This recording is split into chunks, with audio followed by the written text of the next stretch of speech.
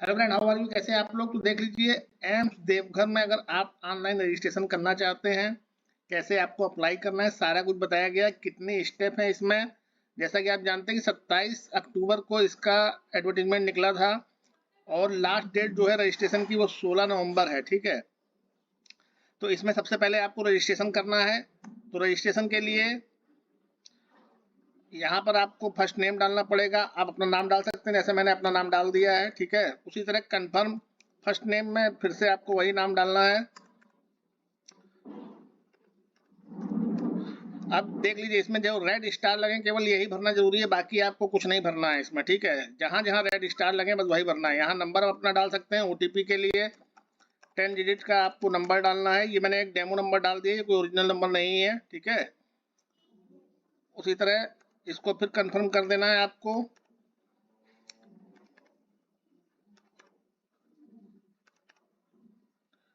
Alternative number डालने की कोई जरूरत नहीं है, जो रेड स्टार है केवल यही भरने हैं आपको। ईमेल आईडी आप डाल सकते हैं। ठीक है, तो मैं अपनी ईमेल आईडी डाल देता हूँ। यहाँ पर आपको ओटीपी के लिए ये मांगते हैं। ठीक है, उसी तरह कंफर्म ईमेल आईडी आपको कर देनी है।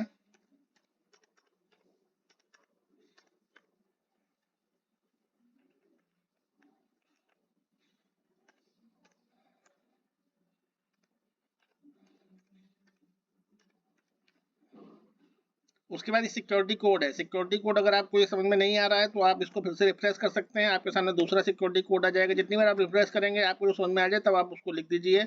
जैसे कि ये देखिए, समझ में आ रहा है मेरे 79 स्मॉल है तो स्मॉल में, कैप्स है तो कैप्स में। ये कर देना है आप। उसके बाद सेव एंड नेक्स्ट करेंगे। सेव एंड नेक्स्ट करने के बाद जैसे ही आप ओके करेंगे तो देखिए आपका रजिस्ट्रेशन नंबर इन्होंने दे दिया है। ये रजिस्ट्रेशन नंबर जैसे आ गया है और पासवर्ड भी इन्होंने दे दिया है। ठीक है, इसके बाद इन्होंने गाइडलाइन दी है, scanning the photograph and signature.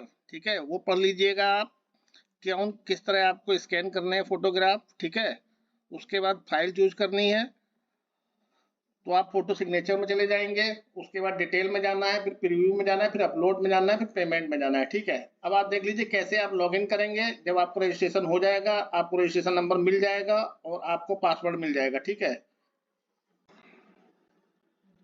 आप देख लीजिए, जब आप रजिस्ट्रेशन कर लेंगे उसके बाद आपको फिर से विंडो में जाना है। लॉगिन फॉर में जाना है आपको। ठीक है, अब लॉगिन में जाने के लिए आपको यहाँ रजिस्ट्रेशन नंबर डालना पड़ेगा, जैसे मैंने डाल दिया है। यहाँ पासवर्ड डालना पड़ेगा, जैसे मैंने दिखाया था अभी आपको जब मैंने रजिस्ट्रेशन किया था। उसके बाद सिक्योरिटी कोड देखिए डाल दीजिएगा। फिर आप सबमिट जब करेंगे इसको, तो आप तो ये विंडो में देख लीजिए, इसमें आपका बेसिक इन्फो बता रहा है कि जो आपने रजिस्ट्रेशन भरा था, ये मोबाइल नंबर है, ये आपकी मेल आईडी है। उसके बाद जब नेक्स्ट करेंगे इसको आप, तो फोटो एंड सिग्नेचर के लिए आ जाएगा। फोटो एंड सिग्नेचर में आपको चूज फाइल करनी है, यहाँ से आपको फाइल सिलेक्ट करनी है।